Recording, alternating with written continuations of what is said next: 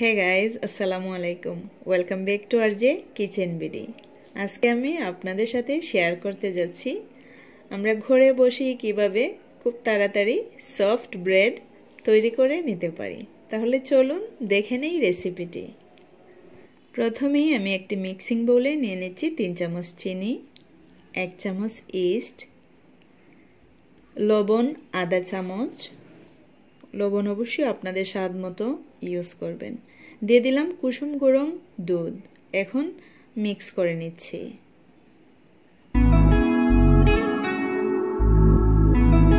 দিয়ে দিচ্ছি প্রায় 2.5 কাপের মতো ময়দা।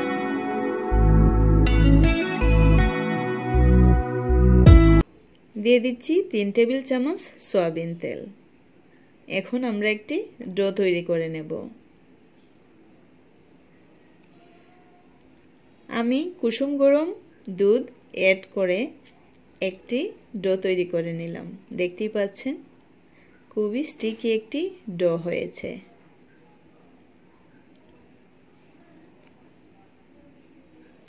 এখন উপরে একটু তেল ব্রাশ করে 1 ঘন্টার জন্য ঢেকে রেখে দেব।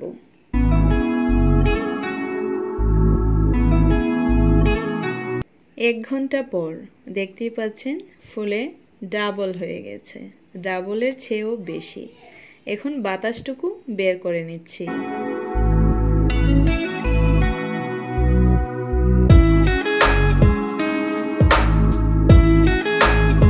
এখন ঠিক এইরকম হাতের সাহায্যেই আমরা বাতাসটুকু বের করে নেব। আবারও উল্টিয়ে আমি সেম প্রসেসে বাতাসটুকু বের করে এখন বেলে নিচ্ছি। দেখতেই পাচ্ছেন আমি ফোল্ড করে নিচ্ছি। ঠিক আপনারা যে মোলে ব্রেডটা তৈরি করবেন সেইটার সাইজ অনুযায়ী অবশ্যই বানাতে হবে। দেখতেই পাচ্ছেন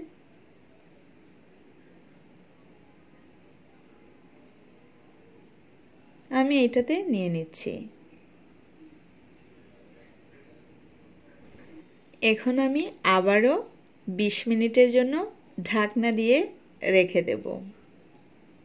দেখতেই পাচ্ছেন আমি ঢেকে দিলাম।